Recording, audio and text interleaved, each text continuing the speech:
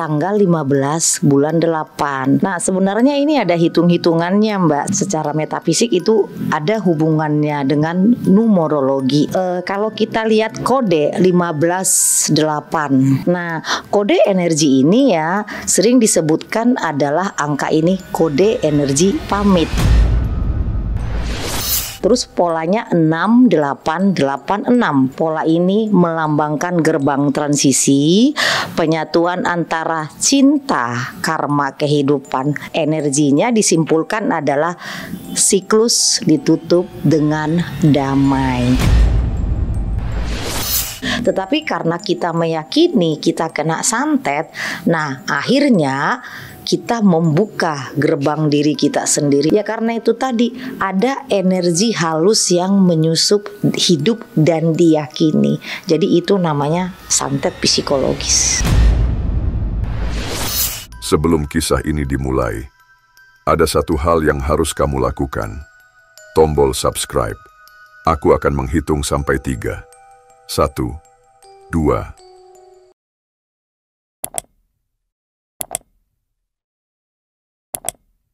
Bagus. Dengan bantuanmu, kita akan mencapai 2 juta subscriber. Sekarang, kita mulai. Jumat 15 Agustus 2025, kabar duka kembali hadir dari panggung hiburan menyusul wafatnya Empok Alpa. Perempuan berusia 38 tahun itu seperti pergi dalam senyap sebab kanker payudara yang sudah diidap sejak 3 tahun lalu nyaris tak terendus publik. Selama ini, publik hanya mengetahui bahwa Empok Alpa adalah komedian berdarah Betawi yang tak pernah bersedih dan selalu tampil ceria di layar kaca. Hari-harinya dihabiskan dengan canda tawa menghibur penonton. Empok Alpa juga tak pernah berhenti menghibur orang lewat kelucuan-kelucuannya. Tapi jauh di balik fakta penyakit kanker payudara yang diderita, Empok Alpa pernah bercerita dirinya mendapatkan teror-teror misterius.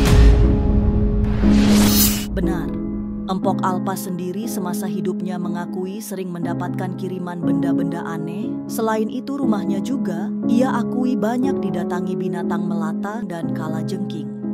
Meski Empok Alpa meninggal karena kanker payudara yang lama ia derita. Spiritual Madam Louise membaca kepergian almarhumah diduga masih ada kaitannya dengan jejak kiriman misterius. Madam Louise sendiri menilai teror gaib itu menjadi indikator yang ikut menjadikan penyakit Empok Alpa menjadi berbahaya. Bagi Madam Louise, jelas ada jejak tak terlihat pada riwayat penyakit Empok Alpa. Sebab kiriman guna-guna bisa mempengaruhi kondisi psikologi.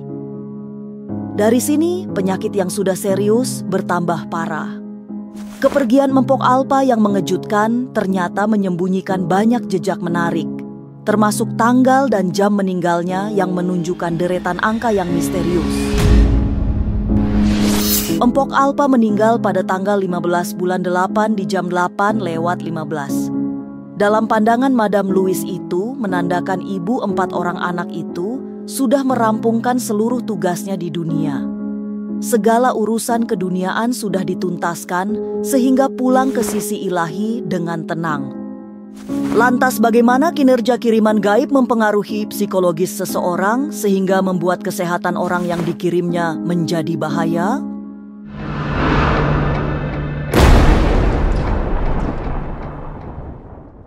Meninggalnya ada hubungannya sama itu nggak?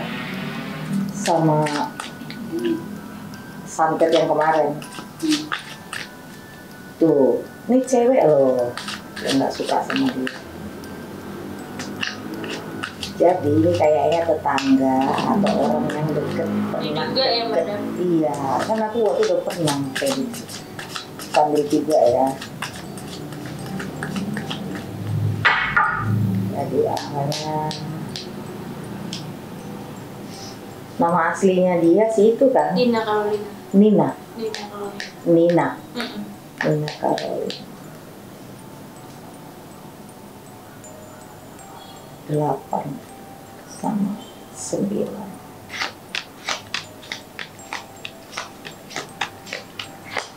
Oke,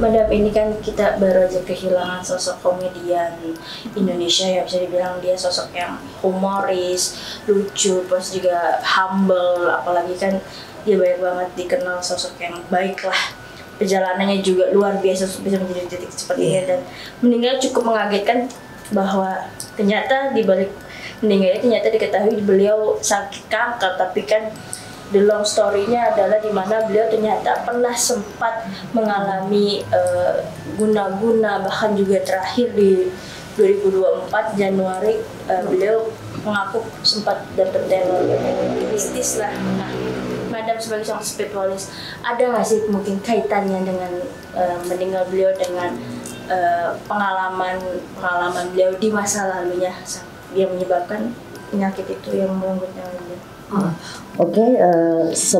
Sebelum kita melihat apakah kematian dari beliau ada hubungannya dengan eksiden, dengan pernahnya menyatakan bahwasanya dirinya diguna-guna ya pada waktu itu. Sebelumnya kita mengucapkan bela sungkawa dulu yang sedalam-dalamnya.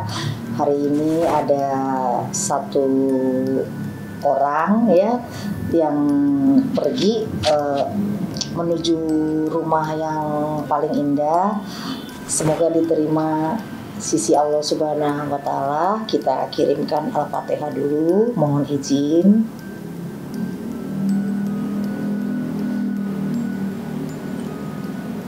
Amin. Nah, biasanya kan Mbak, aku tuh kalau prediksi itu nggak mau kita ada penyebutan kayak memanggil jiwa almarhumah gitu, karena menurut aku jiwa itu nggak segampang itu kita panggil-panggil. Jadi di sini saya hanya memprediksi secara numerologi, hitungan-hitungan dari tanggal kematian, dan juga melihat jejak energi ya. Jadi kita nggak memanggil-manggil jiwa, tetapi melihat dari jejak energi itu biasanya ada memori yang kita bisa akses. Apakah Po Alpha atau nama aslinya kalau nggak salah Nina Carolina ini berhubungan dengan sesuatu energi di beberapa tahun yang lalu dengan kematiannya. Nah, sebenarnya kalau kita melihat dari tanggal ya Mbak, sebenarnya dia wafat itu hari ini tanggal 15 bulan 8. Nah, kalau nggak salah diperkirakan itu meninggalnya tadi pagi itu jam 8 lewat 15 juga ya meninggalnya tadi. Nah, sebenarnya ini ada hitung-hitungannya Mbak, secara metafisik itu ada hubungannya dengan numerologi. Jadi kalau kita lihat kode 15.8 terus pukul diperkirakan 8.15. Nah, sebenarnya itu memuat kode energi. Nah, kode energi ini ya sering disebutkan adalah angka ini kode energi pamit. Nah, sebenarnya ya apapun yang terjadi di semesta ini sebenarnya about number. Ya, banyak contoh kayak misalnya kita kalau WA pasti ada barcode. Nah, sebenarnya angka-angka pun yang kita lihat setiap hari di jalanan itu sebenarnya ada pesan-pesan semesta sih Mbak. Nah, kalau kita hitung-hitung ya, angka daripada tanggal kematian 15 bulan 8 dan waktu kematian itu adalah di 8 diperkirakan lewat 15. Jadi 15 itu 1 tambah 5 menjadi 6. Angka 6 melambangkan karma keluarga, beban emosional dan kasih sayang. Jadi banyak kematian dengan angka ini terjadi saat seseorang sudah menyelesaikan perannya untuk keluarga ataupun utang emosi antar jiwa sudah tuntas. kita lihat hitungan bulan 8. Angka 8 adalah simbol infinity, keabadian, dan hukum sebab akibat atau karma. Bulan ini sering menutup siklus hidup yang telah menggenapi perjalanannya. Nah, kita lihat jamnya ya Mbak, pukul 8.15. Jam 8, berarti 8 itu vibrasi kekuatan, bisa juga pengendalian dan karma yang matang. Jadi menit 15 itu adalah 1 ditambah 5 adalah 6. Berarti kembali ke tema keluarga. Jadi 8.15 memuat 8 dan 6 pada pola berulang ya. Jadi itu kan polanya berulang nih 2 kali. Yang artinya kita bisa ambil satu kesimpulan bahwasanya keperlian beliau terkait dengan penyelesaian utang jiwa pada keluarga dan takdir karmanya. Jadi 15 ya. 6, 8 tambah 8, 15. Terus polanya 6, 8, 8, 6. Dalam pembacaan metafisik, pola ini melambangkan gerbang transisi, penyatuan antara cinta, karma, kehidupan. Jadi energinya disimpulkan adalah siklus ditutup dengan damai. Artinya beliau pergi pamit kepada sisi sang halik dalam keadaan jiwa yang tenang. Jadi Po Alpa itu pergi memang sudah tahu dirinya pergi, dia sudah mempersiapkan segalanya untuk anak-anaknya dan perginya dalam keadaan tenang, tidak ada beban sama sekali. Itu kalau kita lihat dari hitung-hitungan angka tanggal kematian dan jamnya. Berarti bisa dibilang secara numerologi sendiri ada pesan tersendiri, di mana kan sebelumnya kan kalau kita tarik ke belakang beliau sempat banyak mengalami hal-hal gaib. Berarti kan bisa dibilang dia sudah selesai, atau mungkin ada kaitannya bahwa orang yang mengirimnya dulu itu berhasil atau gimana-mana? Nah, sebenarnya kan kita kalau flashback ke belakang pada tahun yang lalu sebenarnya bisa di flashback ada tayangan saya juga mengenai waktu itu Po Alpa merasa kalau dia diguna-guna, diteror ataupun katakanlah disantet. Nah, sebenarnya ada 2 hal santet sih Mbak. Satu santet secara langsung atau santet secara psikologis. Nah, sebenarnya kalau santet yang paling berbahaya adalah santet psikologis. Nah, kalau yang saya lihat yang dialami oleh Po Alpa ini sebenarnya ini bagian Mbak dari santet psikologis itu sendiri. Jadi ketika kita ya mengatakan kepada media, oh saya diguna-guna, oh saya disantet. Nah, sebenarnya kita membuka diri kita, membuka gerbang diri kita agar kita lebih gampang disantet orang, karena itu permainan alam bawah sadar. Jadi secara medis Po Alpa benar, misalnya sakitnya karena kanker. Tetapi penyakit kanker ini akumulasinya menjadi cepat itu karena apa? Kan seperti itu. Iya, karena memang ada serangan halus sebelumnya yang sudah hidup dan diyakini. Itulah yang dikatakan santet psikologis. Jadi misalnya seperti ini Mbak, saya sebenarnya nggak menyantet Mbak nih, tetapi saya melemparkan ke depan rumahnya Mbak, misalnya bunga, misalnya darah ayam, misalnya tanah kuburan. Mbak ngerasa tersantet nggak? Udah pasti kan? Nah, padahal sebenarnya si orang itu belum tentu menyantet itu kekuatannya powerful. Bisa jadi ya santet yang biasa-biasa aja gitu. Tetapi karena kita meyakini kita kena santet, nah akhirnya kita membuka gerbang diri kita sendiri. Nah, dalam kasus Po Alpa sebenarnya kan beliau kan sudah kena penyakit kanker sudah lama, tapi kan stadiumnya belum parah. Tetapi kenapa dalam 1 tahun itu langsung bisa terakumulasi? Ya karena itu tadi ada energi halus yang menyusup hidup dan diyakini. Jadi itu namanya santet psikologis. Jadi bisa dibilang santet psikologis ini sebenarnya adalah cara dia mempengaruhi jiwa dan pikiran seseorang bahwa dirinya ini diserang padahal sebenarnya belum sampai gitu. Iya, jadi misal seperti ini. Misalnya nih, saya mengirimkan santet kepada Mbak. Nah, pertanyaan, mungkin Mbak ngerasa oh Mbak kuat, ada yang mendampingi ya dong ya kan. Tetapi santet itu bukan soal siapa yang kuat, atau bukan soal siapa yang mendampingi lebih kuat, walaupun itu berperan ya. Tetapi santet itu gampang bekerja ya, apalagi santet psikologis, ketika kita meyakini. Dengan meyakini kita membuka gerbang energi untuk energi itu masuk secara halus. Nah, di mana bagian tubuh kita yang lemah, maka itulah yang diserang. Nah, Po Alpa kan memang sudah ada ya penyakit kanker itu. Nah, akhirnya itu yang diserang.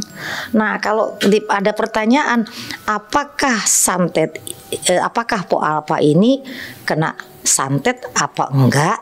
Ya, sebenarnya bagian sih kata saya. Jadi pada awalnya memang badan sudah diserang pada awalnya.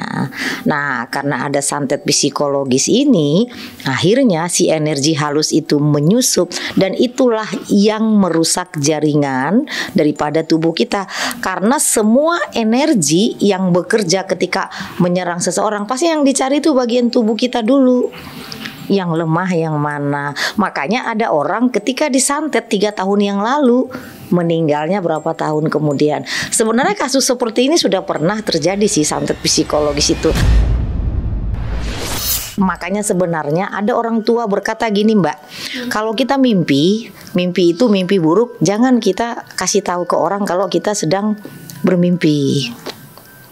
Terus kalau juga ya teman-teman kayak dari dunia public figure juga, kalau misalnya merasa ada sesuatu kejanggalan itu jangan di blow up ke media. Karena secara tidak langsung ya masyarakat mendengarkan dan meyakini itu akan menggiring energi itu akan semakin memperkuat daripada energi guna-guna itu sendiri. Berarti bisa dibilang energi ini sebenarnya cukup yang paling kuat dalam mempengaruhi seseorang, walaupun misalnya orang itu sebenarnya tidak percaya, tetapi karena dia merasa meyakini akhirnya itu yang membuat. Iya, makanya saya bilang yang diserangkan alam bawah sadar. Jadi banyak orang berpikir ya, masyarakat di kita selalu berpikir bahwasanya santet itu sesuatu yang kayak misalnya Mbak, wah ada darah, terus nanti fotonya ditusuk-tusuk pakai jarum gitu, terus ngelihat pocongan. Nah, terkadang dengan melihat tayangan begitu orang lebih mengerikan. Sebenarnya santet psikologis itu lebih mengerikan daripada santet yang seperti itu. Kalau itu kan santet bentuk visual, menakut-nakutin orang melalui visual, melalui pandangan dengan sesaji-sesaji kayak gitu. Nah, tetapi sebenarnya yang lebih mengerikan adalah santet yang dimasuki melalui alam bawah sadar, menciptakan ketakutan-ketakutan. Nah, itulah yang membuka gerbang daripada diri kita sehingga si guna-guna itu lebih gampang masuknya. Nah, jadi yang dialami Po Alpa adalah ketika berapa tahun lalu beliau terkena serangan guna-guna itu di blow up ke masyarakat dan banyaknya media yang mengekspos, sebenarnya tanpa tidak disadari itu membuka gerbang dia sendiri. Dan si energinya gampang masuk. Akhirnya si energi tadi mencari mana sel yang lemah, mana bagian di tubuh yang lemah. Nah itu, nah akhirnya setahun ya udah, pada saat tubuh lemah, jiwa sudah tidak kuat lagi, ya sudah. Itu bisa dibilang pikiran itu juga adalah salah satu faktor utama seseorang, misalnya kayak dia itu bisa kayak ibarat kayak mempengaruhi alam bawah sadar, Bang. Bisa. Jadi kalau misalnya ditanya apakah pikiran bisa menyantet orang? Bisa. Seperti apa, Bang? Bisa banget. Ya itu tadi model telepati bisa. Kalau telepati itu bisa kan mengirimkan energi, bisa baik, bisa buruk, bisa negatif, bisa positif. Nah sama, makanya saya bilang tadi mengirimkan energi kepada orang pun kan bisa baik bisa buruk, bisa pakai media dan bisa tidak pakai media. Nah kalau Po Alpha kan memang pakai media, artinya teror kan, dengan melempari rumahnya. Artinya orangnya menteror. Bisa jadi mungkin kekuatan guna-gunanya nggak parah, tapi karena kita merasa kita diteror, terus kita mengekspos kepada orang lain juga dan itu berkali-kali, akhirnya tumbuhlah satu sugesti di alam bawah sadar, akhirnya terbukalah gerbangnya sehingga si energi guna-guna itu masuk. Meskipun sudah ada penyakit medisnya gitu. Iya, justru karena ada penyakit medis, akhirnya si santet itu berkembang. Bagaimana cara seseorang itu biar dia tidak terpengaruh dengan rasa kayak pikirannya itu bisa tersugesti? Makanya saya bilang tadi, kalau seseorang kena santet bukan tentang apakah orang ini kuat, apakah leluhur yang menjaganya kuat, walaupun itu bagian. Misalnya kalau ada orang nyantet saya, biar leluhur saya kuat nih, jagaan badan saya kuat. Tapi kalau diri saya merasa bahwasanya saya tidak disantet, biasanya agak sulit mengenain. Tetapi kalau kita merasa bahwasanya kita kena santet, secara nggak sadar kita membuka gerbang diri kita, si energi masuk. Jadi caranya adalah bagaimana cara kita supaya ketika kita kena teror seperti itu, ya kita jangan memblow up ke orang lain, ke masyarakat.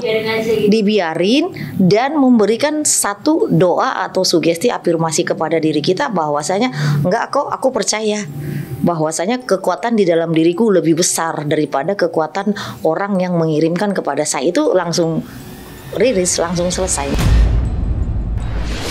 Nah sebenarnya ya tadi kan sebelum syuting saya sudah mengadakan ritual ya, maksudnya lebih terkoneksi kita melihat jejak daripada energi sebenarnya apakah Po Alpha ini berhubungan dengan guna-guna yang dilancarkan oleh seseorang. Nah kalau saya lihat ini ya Mbak ya, tahun kemarin juga saya mengatakan di beberapa media mengenai ini bahwasanya sebenarnya kalau kita melihat jejak energi ini ada bagian dari ketidaksenangan seseorang. Kalau saya lihat sih itu seperti teman dan juga pernah berdekatan rumah kayak gitu. Jadi ini ada seseorang yang tidak suka, itu seorang wanita, sepertinya mungkin dulu kenal dekat, kenal akrab, jadi kayak ada merasa, bahasa sekarang sirik lah seperti itu.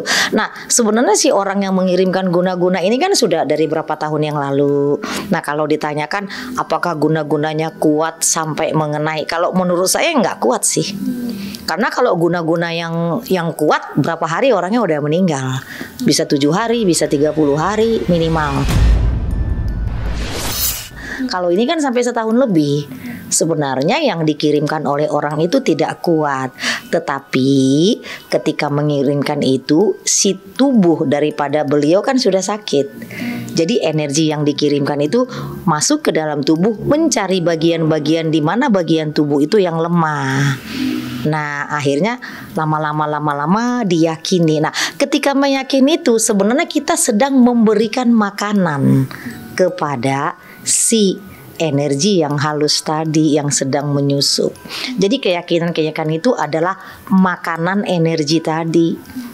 Nah akhirnya misalnya nih ada orang mengirim santet ke saya, saya sebenarnya nggak kena, tapi alam bawah sadar saya merasa disantet. Nah misalnya saya penyakit jantung, maka yang diserang adalah jantung. Dan itu bisa menunggu Mbak, bisa menunggu. Si Hodam itu bisa juga menunggu. Misal saat ini tubuh kita kuat, dia akan menunggu. Bisa menunggu di depan rumahnya kita. Kapan hari apesnya kita, bisa setahun, 2 tahun itu bisa kena. Jadi banyak orang kadang tiba-tiba meninggal tiba-tiba, pernah kan? Tiba-tiba pagi-pagi meninggal, tiba-tiba dikatakan medis sakit jantung. Itu bisa juga ya nggak murni sakit jantung, atau bisa juga nggak murni medis. Tetapi kalau di dokter kan memang tidak ada cerita guna-guna Mbak, semuanya kan harus medis. Tetapi kalau kita urut ke belakang, kita tarik benang merahnya, kenapa bisa sampai seperti itu? Jadi yang dialami oleh Po Alpa ini, kalau ditanyakan apakah benar beliau meninggal karena santet, kalau menurut saya tidak sepenuhnya karena santet, tetapi ada energi daripada guna-guna yang berapa tahun lalu mempengaruhi daripada tubuhnya, sehingga penyakit medis itu harusnya mungkin takdirnya harus masih lama ya jadi cepat. Tapi memang ini kan sempat dulu Pak Alpa juga mengatakan bahwa dia kan hampir mati. Iya betul. Hampir mati, tapi untungnya ada suaminya yang menjaganya. Menjaga, apakah memang ketika 3 tahun ini sampai akhirnya sebelum akhirnya beliau meninggal, penjagaan dari suaminya itu berkurang atau dia masih lolos? Ini kan bukan soal penjagaan kekuatan, Mbak, seperti saya bilang, tetapi adalah tentang apakah kita membuka gerbang daripada diri kita untuk energi masuk. Karena ketika kita membuka gerbang, kekuatan di luar diri kita itu nggak bisa berpengaruh totalitas, Mbak, nggak bisa. Karena yang punya badan kan Po Alpa sendiri. Nah, ya ibaratnya yang di dalam ini ya jiwanya sudah nggak kuat, tubuhnya sudah nggak kuat, otomatis walaupun ada yang recharge dari luar body kita, nah itu nggak berfungsi lagi, Mbak. Berfungsi lagi. Salah satu contoh, saya pernah juga sakit ya, kena guna-guna seperti itu. Pada saat kita di posisi itu sebenarnya kayak lowbat, Mbak. Dia tuh kayak baterai lowbat. Jadi nggak bisa ngapa-ngapain memang gitu. Walaupun mungkin ada proteksi daripada orang-orang di luar kita yang lebih hebat, tetapi kan semuanya tentang jiwa kita yang masih kuat apa enggak, tubuh kita yang masih kuat, itu sih. Tapi memang aura atau mungkin energi yang Madam bisa lihat ketika Po Alpa akhirnya meninggal itu mungkin energi auranya apa Madam, hitam kah atau mungkin sebenarnya kan kalau orang meninggal itu tuh orang-orang terdekatnya udah bisa baca sih, Mbak. 30 hari sebelumnya, 60 hari sebelumnya. Nah, sebenarnya kalau saya lihat sih 30 hari sebelumnya itu kan energinya sudah mulai kayak kelihatan mulai coklat, keabu-abuan. Nah, biasanya kalau misalnya aura itu kita bisa ngelihat kok, Mbak. Kalau orang mau meninggal beberapa hari itu kita bisa ngelihat kok. Itu kayak lebih ke arah abu-abu sih. Tapi kadang-kadang kan orang berbeda-beda ya, secara visual color berbeda-beda. Kalau saya sih ada beberapa kali kayak ngelihat orang yang mau meninggal itu lebih ke arah abu-abu sih. Jadi kalau kelihatan orang auranya abu-abu itu tuh lebih orangnya udah sakit parah. Walaupun secara fisik kita lihat orangnya asik-asik aja, baik-baik aja. Tapi kan ini kan dunia non medis lah, dunia metafisik. Biasanya kelihatan lebih abu-abu. Tapi kan setiap orang yang mengirimkan energi negatif kepada orang lain itu ada karmanya, udah pasti. Karena alam selalu menghitung atau merekam semua apapun yang kita lakukan. Timbangannya nggak pernah lebih, nggak pernah kurang. Jadi orang yang pernah mengirimkan guna-guna ke Po Alpa pasti akan mendapatkan balasan dari alam semesta. Cuma mungkin tidak berupa seperti santet. Ya biasanya pasti ada, Mbak. Bahkan kadang-kadang bisa sampai ke keturunannya. Bukan tukar jiwa sih, karena kan hukum alam. Apa yang kita pantulkan itu maka kita dapatkan. Kita mengirim kebencian dapat kebencian. Kita menyerang orang agar orang itu mendapat celaka, ya kita akan celaka. Kalau nggak ke kita ya ke keturunan kita. Itu udah pasti, Mbak. Pasti banget. Ini sih saran saya sih kepada teman-teman, mungkin artis, mungkin public figure ya. Kalau bisa misalnya orang tua kita kan orang-orang dulu pernah ngomong ya bahwasanya kalau misalnya mimpinya nggak bagus jangan diomong-omongin ke siapa-siapa. Ya diganti pola mindsetnya bahwasanya oh enggak kok, saya percaya dengan kekuatan Allah Subhanahu wa taala kayak gitu. Nah, sama ketika misalnya kita mengalami teror ya, seperti Po Alpa kan diteror tuh berkali-kali dilempar sesuatu ke depan rumahnya, itu udah teror santet psikologis banget gitu. Nah, kalau misalnya teman-teman mengalami hal-hal seperti itu sebaiknya tidak diekspos kepada masyarakat atau media, karena ketika teman mengekspos sebuah action teror ya seperti teror santet psikologis ini, sebenarnya ketika kita ekspos itu secara tidak langsung kita membuka portal daripada energi kita untuk dimasuki oleh kekuatan tak kasat mata secara nggak langsung. Dan ketika ekspos lagi, kita ngomong lagi, kita validasi lagi, kita sedang memberikan makanan kepada energi itu sendiri dan akan hidup di tubuh kita. Jadi jangan dikira cuma ngomong-ngomong kok, saya cuma ngasih tahu. Wah, itu dampaknya besar. Tapi kan misalnya kayak gitu kan maksud mungkin dia mengekspos biar orang yang mengirimnya tuh kayak wah takut gitu. Wah, dia gini. Nah, itu secara dunia fisik. Tapi kalau di dunia metafisik itu teman-teman membuka gerbang Anda sendiri gitu. Tapi cara untuk membentenginya adalah ya jangan ngomong sama orang, mending ngomong kepada ya kita punya ustadz, kita Pak Kiai, saya mendapatkan serangan-serangan seperti ini, bagaimana kayak gitu. Kalau makin sering-sering kita sebutkan dan seluruh masyarakat mengaminkan daripada itu, ya makin itu kan makanannya makin, dan itu akan menyusup kepada tubuh kita. Jadi mungkin kita berpikir nggak napa-napa kok sekarang ngomong gitu, tapi dampaknya adalah nanti setahun 2 tahun kemudian energinya hidup di dalam tubuh, dia menyusup, dia akan mencari bagian tubuh kita yang lemah, dan nanti dokter akan mengatakan itu medis.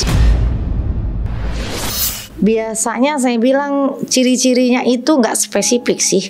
Pokoknya kalau orang yang gampang kena santet psikologis adalah orang yang meyakini tentang hal-hal mistik, biasanya seperti itu sih.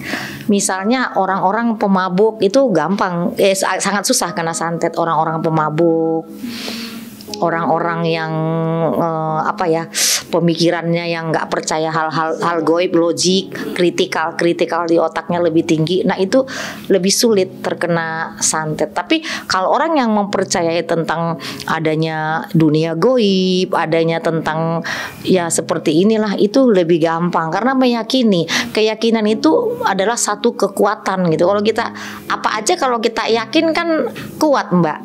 Jadi kalau kita yakin kita kena santet, kita kena guna-guna, ya pasti kena.